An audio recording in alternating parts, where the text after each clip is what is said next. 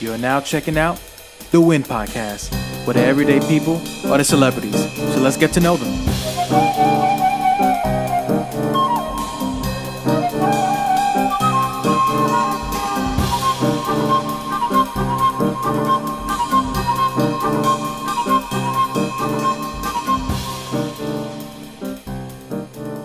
This is Jessie Cotto. If you want to know what type of food I sneak at night, or in the daytime, or all day during the day and at nighttime, tune in to the Win Podcast. And if you want to know how I started Vibrating Higher, tune in. You'll find it all out.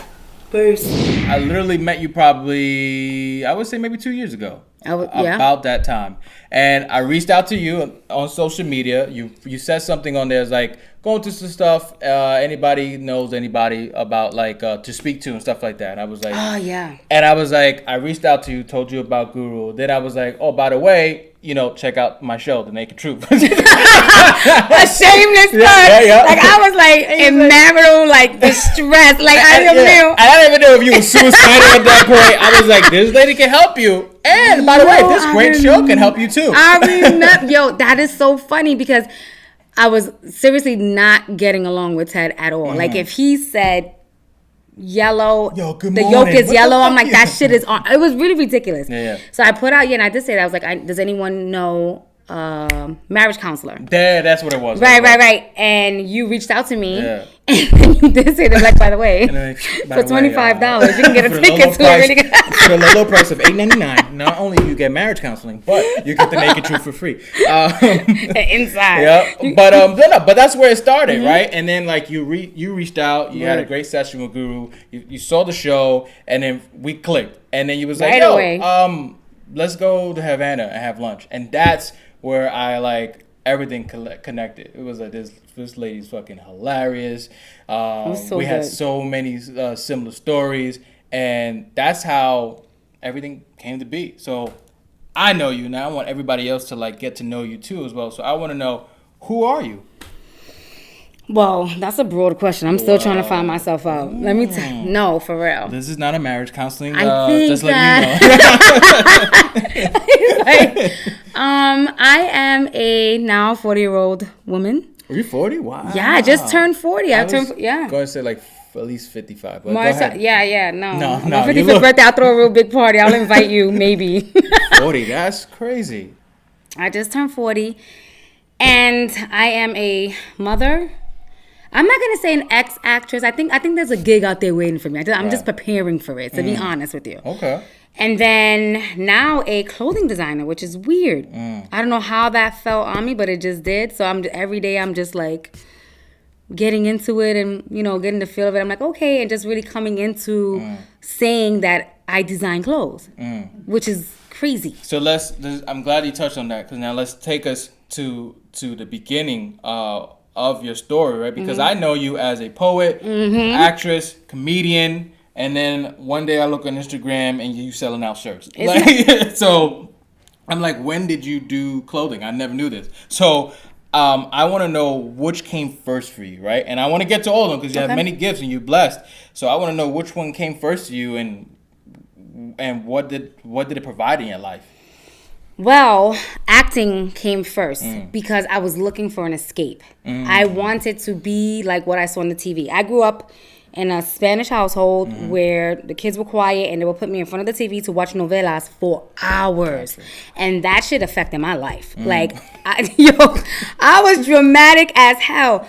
No, I'm serious. I think I had a boyfriend at the age of 8, 9, and I would break up with them just for the feel of I wanted to reenact. I swear I'm not lying. So you break up. I wanted to reenact moments that I saw in One Life to Live or whatever on TV. I'm not lying. I'm dead ass serious. Wow.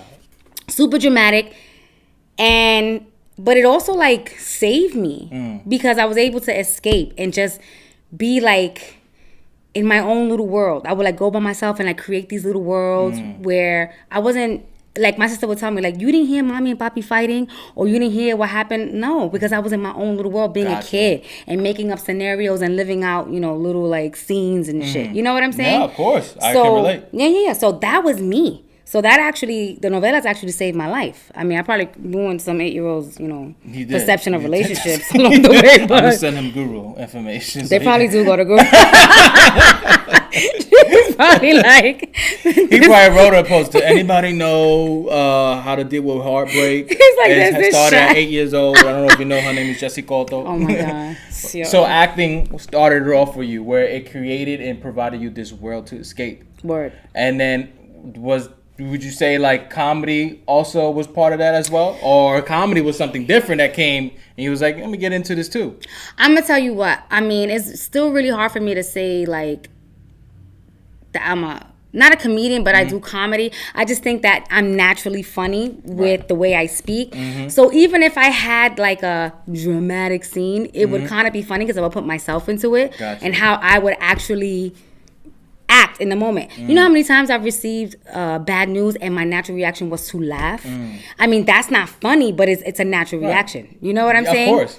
I just think the way I speak and the way I move, that's what just geared me into like, people thinking that I was funny or was comedic. Does that make sense? That does make sense. I mean, that's so actually you was how just I fell into it. naturally funny. It wasn't about trying to make people laugh. You were just naturally making yourself laugh, and people were there just laughing too. Yeah, and I think it just feels good too. Like speaking with people and just making light out of situations on what I would do. But to them, they would probably, me being dramatic too. To other people, they would be like, really, you would do that? Yeah, that's really what I would do. Do you feel like the acting and the comedy also like helped you in those worlds to escape and not face certain things in your life? Absolutely.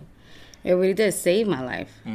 Actually, wait, are we still on the... Go ahead. On the course of what came first? No, so go ahead. Actually, like when I separated from Avery's dad, the acting and the comedy and writing the poetry helped me. Like because I turned to writing and I put my pain on paper, which took another turn. Was you always writing before that? No. You know what? When I was going through hardships, that's when I would write the most and the best. But sometimes I would go back to my writing and I didn't even remember writing half the stuff I wrote, which is really weird. It was like sleepwalking. Word. It was like I don't even know where it came from.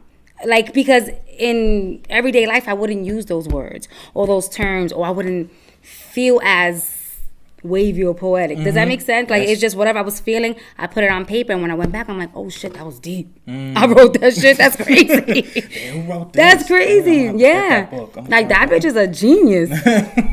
For real. So when was it for you that you really started, I guess, feeling confident in your writing to start sharing it, to start performing it? Like, when did the performance kick in now? So now you was in your world performing for yourself, and now you're taking this to a whole different level when you was like, all right, I'm going to... The poetry was actually Ted. He really pushed me to do it because he heard a lot of my poetry.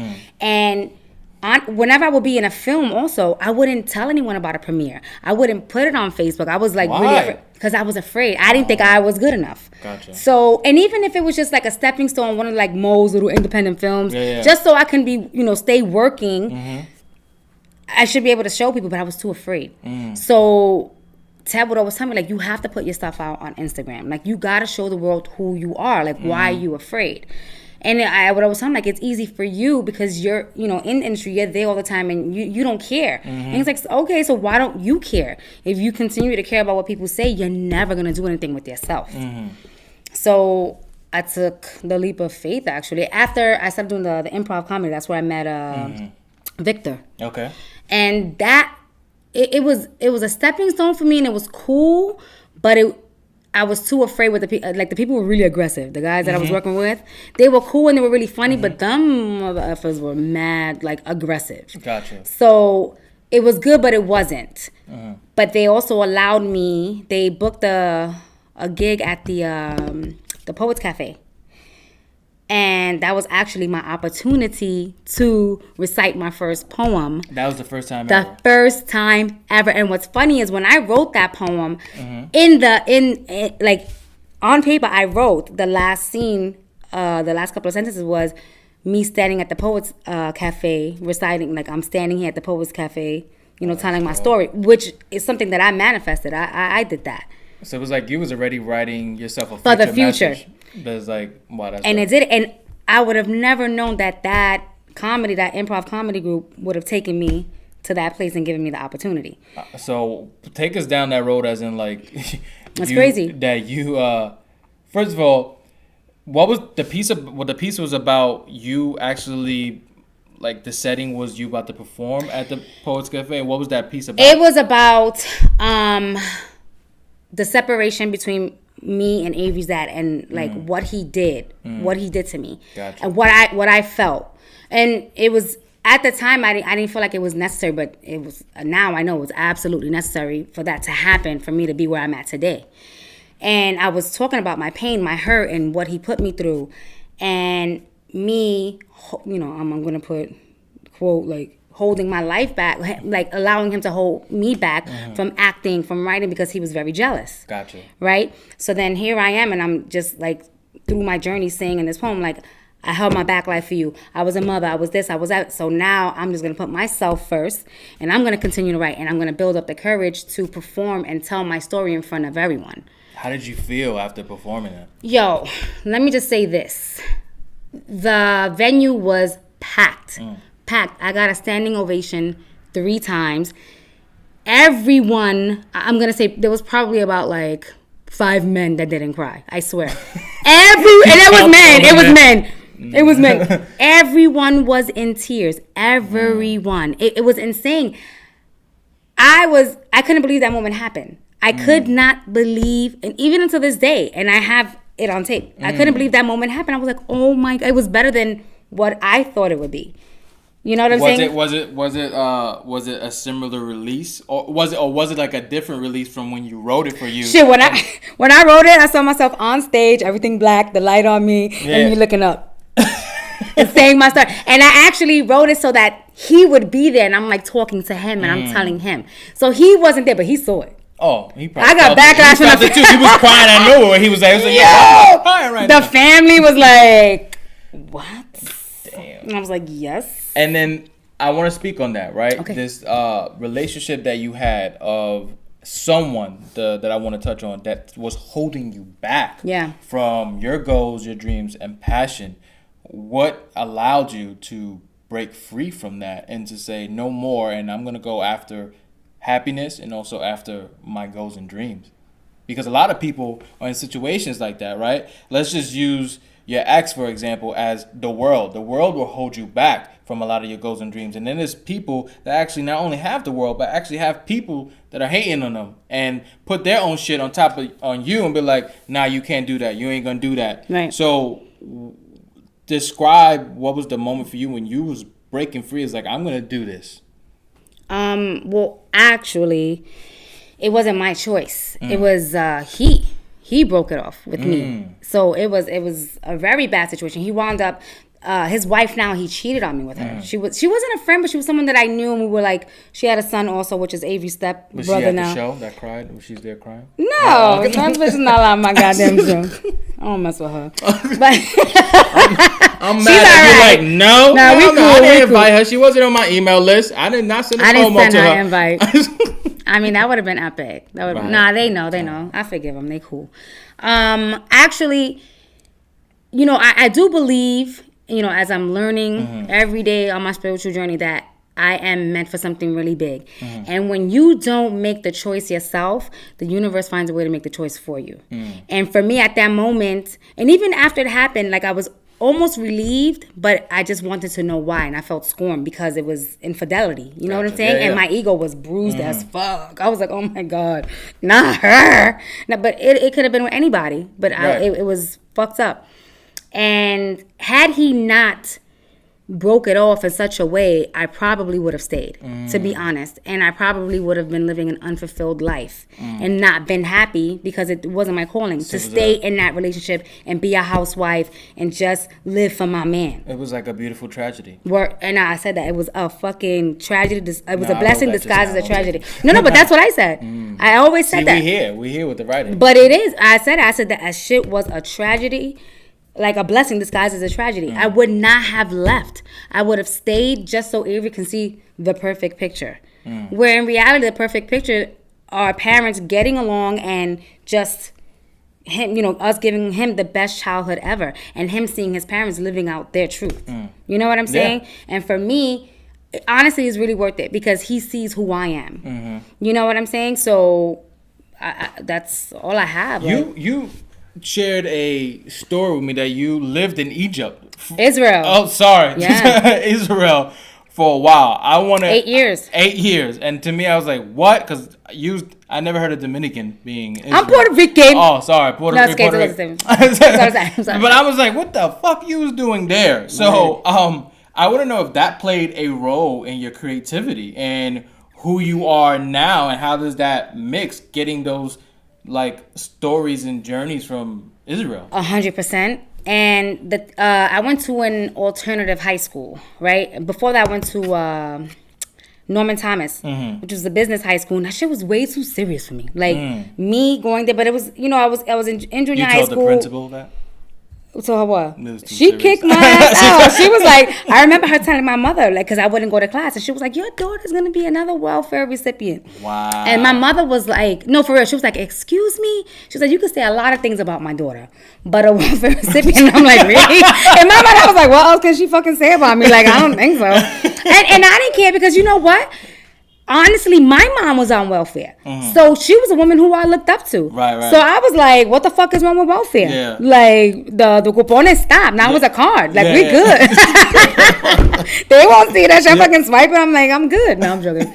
But I didn't look at it that far. I didn't think. I just said, you know what's the cool thing to do? I wasn't feeling school. I just felt like I just had way too much energy to sit down and be in a classroom with, like, it looked like a stadium. Like, it goes up and there's about 40 kids in one classroom. I'm not getting that hands-on attention.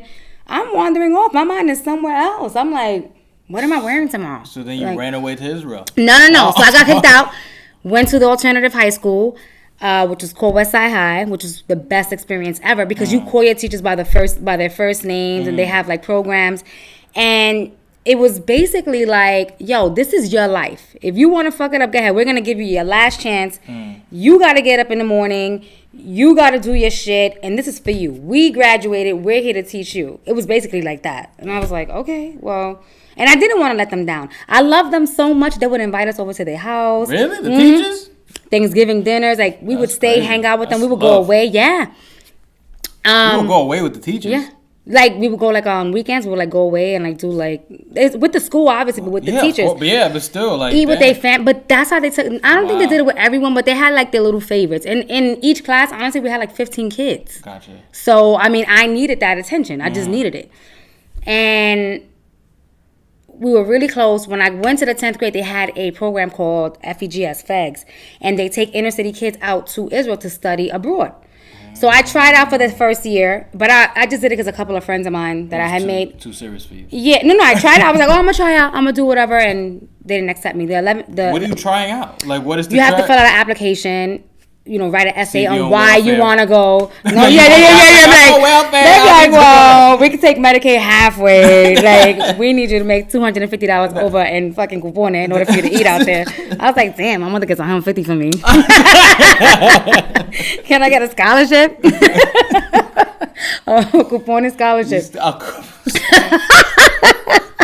Or EBT. Ship, ABT ship. Hold on, I'm gonna say this as quick as I can. No, it's fine. Take your time. The 11th grade, I tried out again, and they didn't accept me, and I kind of took it personal because my mentor now, then I didn't know her. Her name was Isla Donchin. She was like really stylish, always wore black, had long black hair. And she looked super young. And I was like, who's this bitch? Like, she came in here looking super fly. She's taking care of these kids. Like, she has power. Like, you could tell her energy. Like, she had power. She came in and she started running. She was running the program at the time. And I felt like she told me no. Oh. So the year after that, Nike and the New York Knicks were sponsoring the program. And that was big time. So I remember one day walking in the hallway, as I always do, like, it's class, and I'm like, And I passed by her office, and she says, Jessie, are you going to, we're starting the applications again. Are you going to do it? And I was like, I am. And she was like, okay, she nodded. And I was thinking in my head, this bitch. This bitch. The same one that said no, right? The same one that said no to me. So she was like, I'm going to plan to say no again. No. Oh, no? Nah, she actually, like, well, that's my best friend now. Wow. Yeah. She like really, really believed in me and to a fault. I grew up with my family, but I was very like not so close to my mom, to my sister. Yeah, but I just didn't want the whole like nurturing thing. I always loved to do my own thing. Don't bother me. I go and come as I please. I would get out of school. I would go work in my little pretzel shop until 11 o'clock at night. Come home. Next day, repeat. Work, repeat. Work, school, repeat. Party, whatever. That's what I used to do. Whenever I felt like someone was trying to nurture me and just be there, I don't like anyone invading my space unless I invite you. And I felt like that's what she was doing. Like, she just wanted to be too like, oh, I love you, and you can tell me anything. And she bought me my first journal ever. And I would write in it and give it to her, and she would give me feedback. And we got really close off of that. And she actually helped me get my scholarship, a full scholarship, to go to Israel. Damn. And when I went, it was the best time of my life. Like, the job, my first job out there was working in the chicken house. Honey, I was 17 years old with nails out to here, neon, blonde. Like, yo, I had I'm gonna show you, I should have brought my ID. I had platinum blonde hair. I was a fucking loca, okay? Oh my God. Went over there, and I remember I was like, what am I going to do with, working in the chicken house? No chickens. They was like, you better fucking cut those shits. I was like, ew. It was. That's funny. It was crazy. It was crazy. And I'm going to tell you something. When I left, they were crying. They were. The chickens? The chickens, the people who worked in the Thailandese, the boss. His name was Diane. He was the hardest motherfucker in the keyboards. Everyone hated him. To this day, I was just there. I was there a month ago in Israel. Like, he always like picks me up and spins me around. This old man, he loves me. His face is always like this. I worked in a cow shed. Hans, his name was Hans. He was from Amsterdam. Everyone was afraid of him. Did you have people like checking in on you, or you was just there by yourself, or there was like a group of other kids? It was a group of 14 kids, and we traveled all over Israel. It was just like, don't worry. But I came back by myself after a month. She's in the chicken shed, so you have nothing to worry about. No. She's with Han. No. That was when I came back by myself. Damn. When I was with the group, I was in the chicken house. Okay. And they like gave other kids like to work with the groups, the kids in the groups. That some kids worked with the kids. Some worked in the dining room. They put you wherever they needed you. How was the relationship over there with the people? Like they give you families. Right. So like where you just mentioned you was the type of person growing up, let me invite you in to invade, right? That's my family. And how did you react to that being over there? I don't know if they're loving. I don't know. It's like, clean the chicken, bitch. Like, no, I don't know. But like, what I'm saying? Like, I don't know if they speak like that. But like, nah, let me say, they don't speak like that, but their language like is very rude and direct. Like, if you translated what they say into English, it's just like real like to the point. And you're like, damn, say please, or just say it softer. I don't know. They just like really hard, but so loving. Does that make sense? You know people like that? It's a tough love, right? But they're just the warmest. I've never met people so rude yet so gentle. I don't. Yeah. My little cute. Yeah. But you did a great job. Like, smack them, I swear. Like, that was them. I had a family. His name was what the hell was his name? Martin. He was from He was from England, and he lived there with his wife Ronit. So we wrote each other before I got there. But when I arrived to Israel, I think I hung out with him once. After, I was just like, okay, bye. Like, he was trying to I'm good. Citizenship and all that stuff. I was like, I'm good. I just want to roll by myself. So so you pretty much accepted that love that you was getting over there. You didn't feel too like, I guess, I don't want that loving thing because I'm not, but it was different, right? It was like, for you, it was like a slap, and then let me give you a hug afterwards. So it was like where you was more receptive about it. Sure. Yeah. Right? They let me be. Like, the Israelis let me be. Like, they like me because of my boisterous attitude. Like, I was real outgoing, and when I would see somebody and they had weird names to me at the time, right? Now it's perfectly normal. Right. But if I was working with someone and his name was Effie, I know, and I'm in the dining room. Sounds pretty normal now with these. Nowadays with these type of names. But no, and their names, I can't. He's a rapper. Effie's a rapper. And if I was working all day with Effie in the chicken house and I see him in the dining room, what do you think I did? Effie! Yo, Effie every time! And they're like, and they would laugh and be like, oh my gosh, she's crazy. But when it stopped, they all told me, we missed that. You brought so much joy and life to us. And now you left And we don't have that. Bitch came back after 2 months. I was like, I'll be right back. I'm coming. And I stayed there. So a lot of what was something that you learned there? You would say that what was like those biggest lessons for you? Because for me on the outside, it sounds like they strip you from a lot of things that you knew, and it was like, we're gonna make you work 100%. In the kibbutz, let me tell you something. Who's that? That's Effie? No, the kibbutz. That was the best. That was the best thing ever. A kibbutz is like a. It sounded like you mentioned somebody else. It's like he got scholarship too. It's like a. Oh God, I still know how to explain this like really quickly. It's like it's a place. It's a. It's like Groupon. No, Groupon. You got a Groupon to go over there now. Yeah, you really do now. It's now it's not an organization. It's where there's a bunch of houses, a community where at the time. There was a surgeon, the top surgeon of Israel lived there. It doesn't matter if he makes $100,000 a year. That money goes into the community and everyone gets paid the same amount of money. Oh, wow. All right? Like, because the money goes in there. Like, everyone used to eat in the dining room together. They used to celebrate all the holidays together. That's when I went there and I saw that everyone is together. There was a sense of togetherness that I never had. But it was very uncommon for me to sit down and have dinner with my mom and her ask me, how was your day? Yeah. Like I would come into the house and she'd be like, I heard that you did this or, whatever. Your teacher called. It was whatever. There, they brought you in like, how was your day? Blah, blah, blah. How many chickens you cut? All that stuff. Like, literally. Like, and why did the chicken scratch you? I'm like, because I think. Oh. You know what I'm saying? No. It was a good. It was dope. It was what I needed for myself. Well, they showed you like literally love, caring, like a genuine side of that. Like, yeah, tell me about your day. Let's sit together. Let's eat together. Yeah, what you did was wrong, and there's going to be discipline or whatever. But at the end of the day, it's all come out of love. Like they showed you a world that didn't exist to you, right? And probably was only on TV. Which is fine. Not family's family, but everybody got family shit that they go ups and downs with. But they showed you a different world. Indeed. That you was like, oh, this really exists. And like, I loved it. I wasn't receptive to it in the beginning, of course. But they didn't care. Yeah, but I didn't stay with my family, Martin.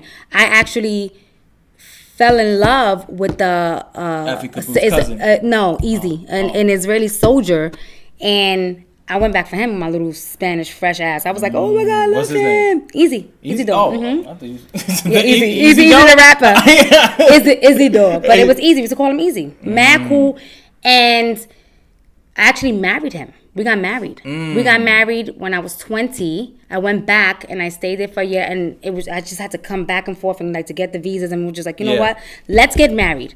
And let's stay, like, let's do this together. And we did. And I stayed there. And he's like my best friend. Damn. More than anything, my best friend. We're still super cool. I go visit the family. His family became my family. You still visit, right? You said? Every year. How long is that flight? 12 hours. Okay, it's not bad. I still got back spasms from like last month. You still get the scholarship to go over there or no? Nah, I gotta pay for it. Talk to that lady. I gotta pay for that shit. So now I want to get into, your life as I don't even know what's the correct word. Like, what is the correct word for fashion? Like, what do you fashionista? Like, you're like, what would you describe that? Like, and I want to know the theme and message behind Vibrating Higher and like how that planned into your life. Like, take me down that road with Vibrating Higher. Which question am I answering first? I honestly have to really, before I leave this podcast today, figure out what is the word of what I do. Because I have to own that shit. Yeah, that's what I'm saying. You do everything for it. Yeah, if I don't own it, then if I don't own that, I may freaking design at this point. Not only you do the marketing, but I'm like, I'll be calling you. It's like, oh, right now I'm just cutting out some jeans for Vibrating Higher. I'm making some thongs for it, blah, blah, blah. Where are you? I'm in the house. I'm doing it right. So I'm like. I have an office now, honey. Oh, look at I have an office. I didn't tell you. I remember you was in the process of doing it. I have the office. I have an. Wow. Do you believe this? I remember when you and I sat down. It was just. I just wrote it. It just was written on the shirt. Yeah. Okay. This happened. What is Vibrating Higher? When did that come into your life? Well, through my stages of ups and downs, I've always read a lot of self-help books. And Dr. Wayne Dyer and Abraham Hicks have gotten me out of a lot of hiccups in my life. And I learned a lot. And Vibrating Higher for me was, I would always hear that, but I would always see, you have to vibrate at a higher frequency. That's when you're feeling at your best. Right. And when you're feeling good about a thought, about a process in your life and what you're doing, you should go with it. And a lot of us, I can speak for me and a lot of people that I do know that when I'm always afraid to go for what I want because it didn't involve a lot of money. Right. Thinking that, I can work at a job and make $180,000. Yeah, the money's good, but I'm unhappy. And I can't wait to clock the fuck out. And I can't wait till Friday comes. Like, I was sick and tired of living like that. Even though my life was very unconventional. Like, I always had jobs that I made my own hours up, and it was pretty cool. Right. I'm not an office girl. I was never an office, sit in the office 9 to 5, punch in, punch out. That made me sick to my stomach. So I would always go for what made me feel good. Acting, everything. And when I came to a point where I felt like, all right, I have to give in. I'm getting older. I need a 9 to 5. Like, Avery needs to see some stability as opposed to seeing me, like, do my thing and no matter what it takes, do it until it happens. Something happened. A shift happened. I wasn't doing great in my relationship with Ted. I was, like, unhappy. And I was like, you know what? I'm either going to have to give 100% on my end with him and do what I got to do 100% on my end where work is concerned for myself and just change, like, what I'm doing every day and just make it work for me. You know what I'm saying? Just not do everything I'm doing that's not working, but do something every day that is working for me. And one day I woke up and I was like, yo, I feel fucking on top of the world. Like, I feel like doing my hair today. I feel like going out and being happy and doing my poetry. I started doing my poetry and not caring what people say. Remember I told you before, he was telling me, you got to do it. I started to do it and not care if people were liking it, viewing it. I was doing it for me, right? And when I let that go, I started to feel really good and confident about myself and believing my words, believing what I was saying, believing what I was doing, and becoming that much better at it. And one day I was going to lunch and I asked him to write Vibrating Higher on my shirt because to me, I was vibrating at that moment. I was feeling good at that moment. Vibrate is, future, past. I vibrated or I can vibrate in the future. I wanted to live in the present, the power of right now. Right. And I gave him my t-shirt and he wrote it. And that font, that's his handwriting with a marker. Took a selfie, put it on Instagram, and a girl named Brenda, which I learned later because we became friends, her name was BB Queen at the time, was like, I love that shirt. I love the saying. Where did you get it? And I was like, get a marker and write it yourself. And I was like, what? Take that shit down. Tell us $25. I was like, no. Like, who's going to buy a shirt from me? Like, who's going to want to? Nah, let her do it. He was like, absolutely not. About an hour later, a friend of ours, Elaine, who's in the business, wrote Ted and was like, you need to trademark that shit. And I was like, wow, like that? Like, that's crazy. Like, for real. And I haven't stopped selling shirts. But in the beginning, it was because I had the t-shirt cut off. Yeah. So everyone would buy the t-shirt and cut it off and start doing designs and send me pictures or videos. Remember I told you, I said, you want me to cut it off or not? They love that shit. And they just were making designs and they're just sending me pictures. And they loved that I was putting them up. Listen, how many designers put up their customers? None. They pay hundreds of thousands of dollars to models to wear it, but your models are out in the street. If I see somebody wearing something of yours and I like the way it looks on you, I may want to get that. You know what I'm saying? Who better than to put the people up who are supporting me? And let me tell you something. Every single dollar goes back into my business, goes into my office, goes into the machines, goes into the there's a certain type of scissor you got to buy to cut those papers. And of course, you have some type of help, right? But like maybe from Ted, but of course. But majority of like you put in those hours. Those man hours of like promoting and getting those shirts made, reaching out to the people, that's all coming from you. Emails, ideas. I also have like, I don't know if you have this disease, if it is that 1,000 ideas run in your head. Oh, They all seem like great ideas, and then everybody's like, no, no, that's impossible because that's $1 million. And then I'm like, oh my God, but if this person did it, my mind runs like I'm so unrealistic. Yeah. But I do it. What do you want from Vibrating Higher to go? Like a lot of it, you achieved a lot from literally having no expectation, right? So now that you learned a lot from this and you continue to work on this, what is something that you want to achieve with this on a higher level? You like that? Yeah. I mean, vibrating higher, it's a powerful word. It's a powerful energy. It's a powerful being. Like it's something that it was meant to be. Like it's going to, I already saw it. And I said this the other day. You ever went into the Nike store on 59th Street and mark my words, I will have this. I will have this. You go in, like I already saw you. I'm walking in, there's like escalators. When you walk in, there's like a voice like, "Hi, welcome to Vibrating Higher."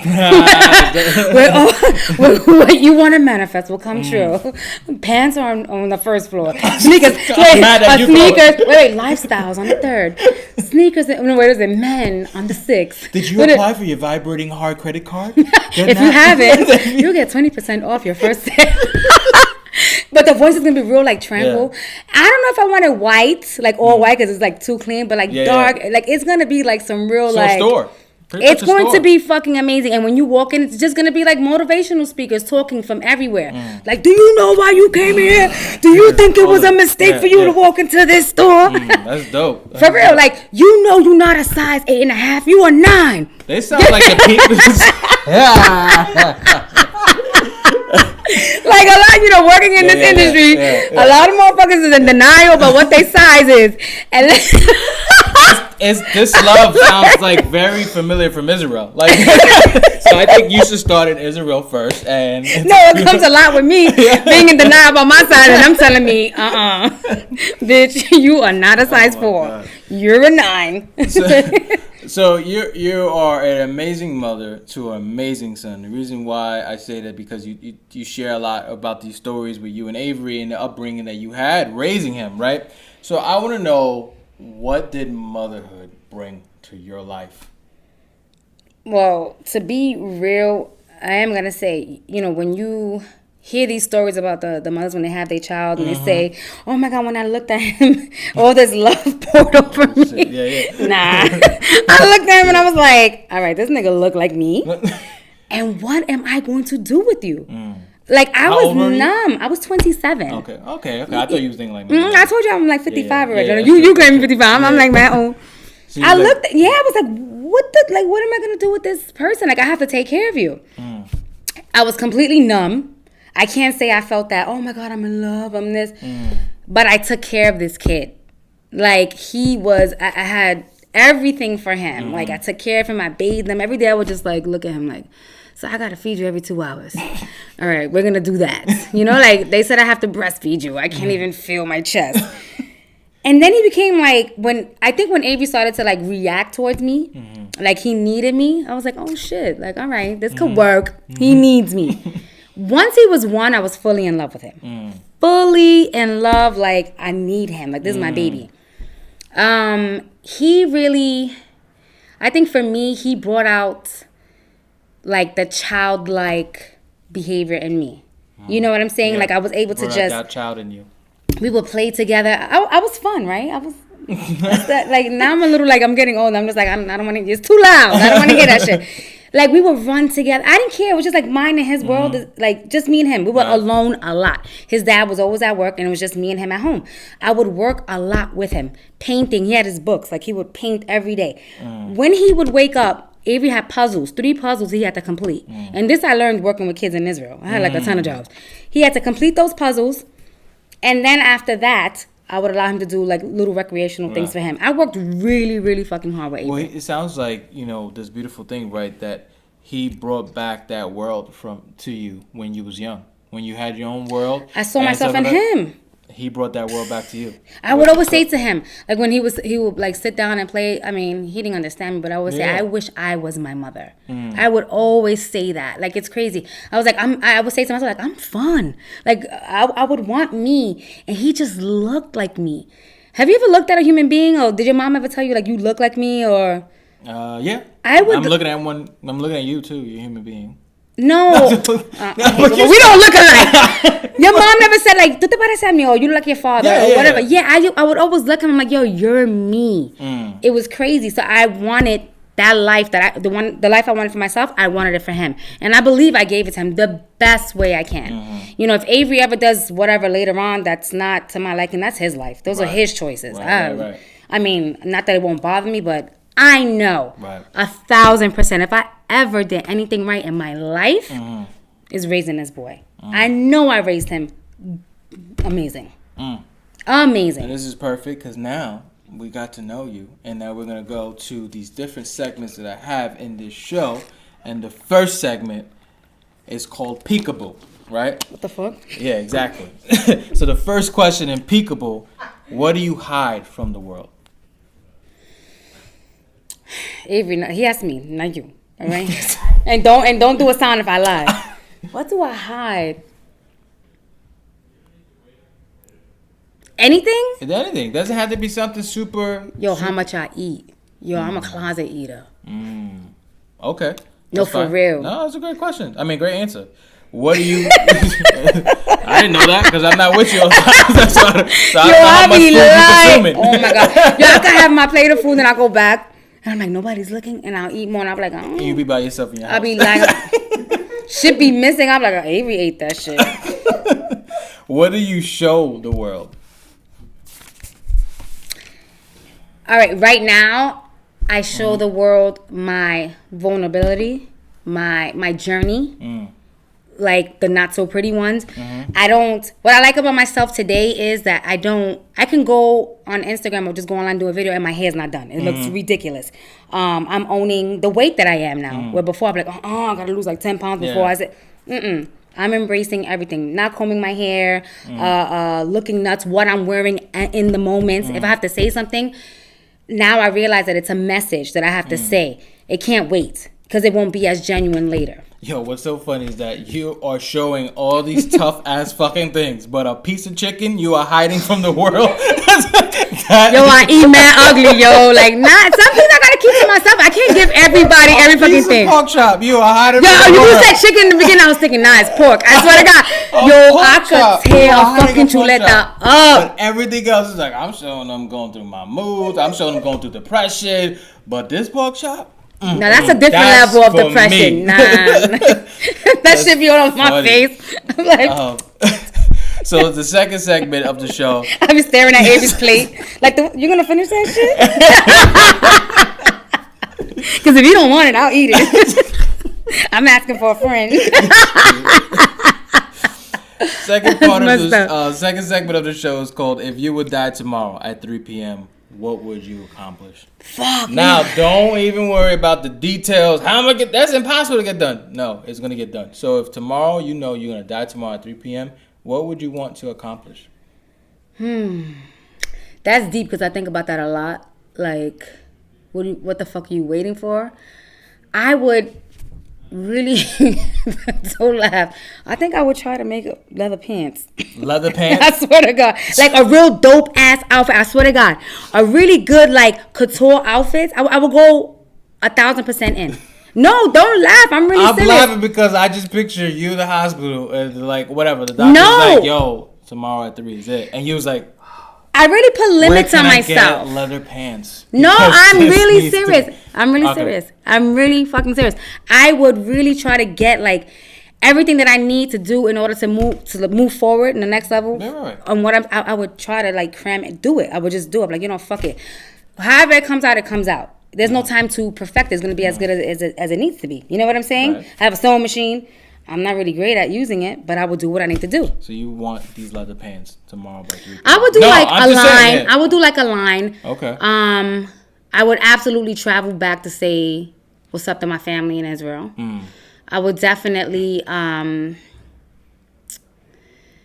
I'm not going to say swim. Like, I'm not a good swimmer, so I will probably die before 3 next day.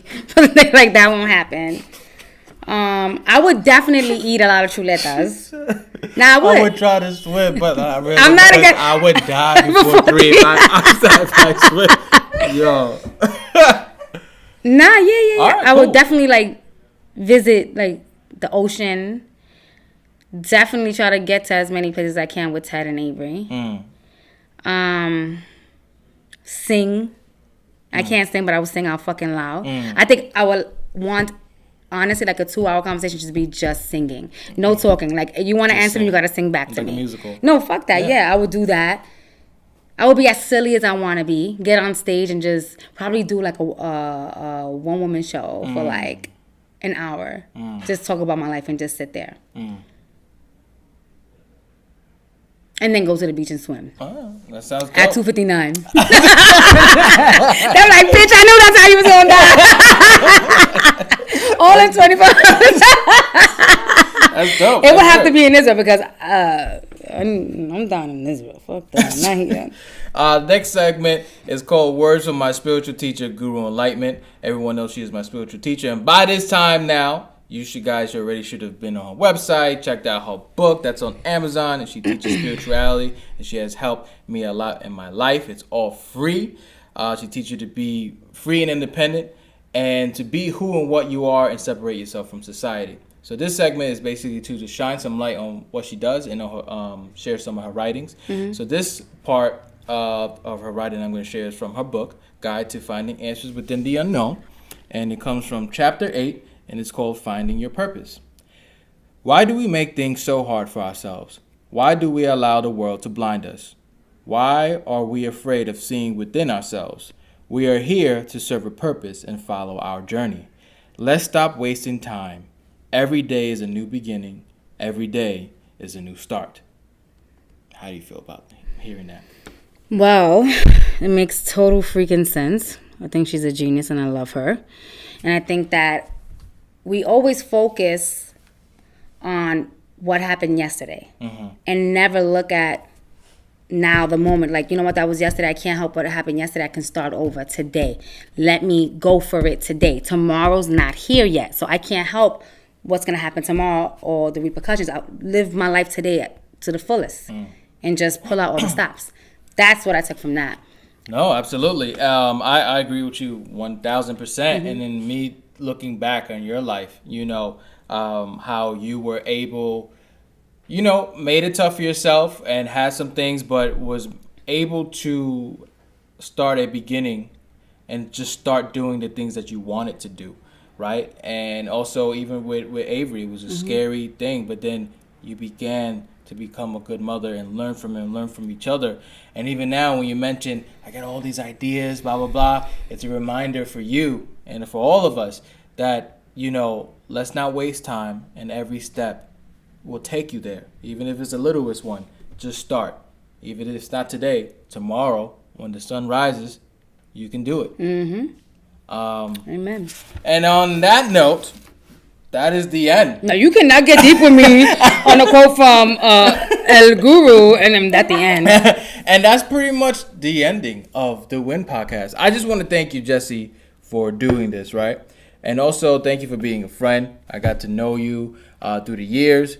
You've been there, helped me with some stuff as well. And you are like genuinely a good person, funny, dope, and I wish you so much of the success. Blushing. And thank you so much for for doing this. I love you too. Thank you. I didn't even say love you. I love you too. No. Just say it. I love you too. No, I do. Let me tell you. I think that you meet really important people in your life when you don't expect it, and those are the best relationships. And I think that I would have, if someone would tell me you're gonna love Wind in 2 years, and I'm like, why the fuck would I love him? I don't even know him. Right. You know what I'm saying? You're gonna be really good friends with him and share things with him that you haven't shared with anyone, and he's gonna be part of your journey. Before I wouldn't have accepted it, but today I accept it wholeheartedly, and I accepted you into my life, into my family, Ted, Avery. Like I disclosed a lot of things with you because I trust you. You know what I'm saying? And that's huge for me. And I thank you for listening. And I thank you for inviting me here, Once again, thank you everybody for checking out another episode of the Win Podcast. You can check us out on SoundCloud, YouTube, Instagram at the Win Podcast. And any information you want to check out, just look at the description box and all the information is there. So thank you again, and I hope you enjoyed another episode. Peace.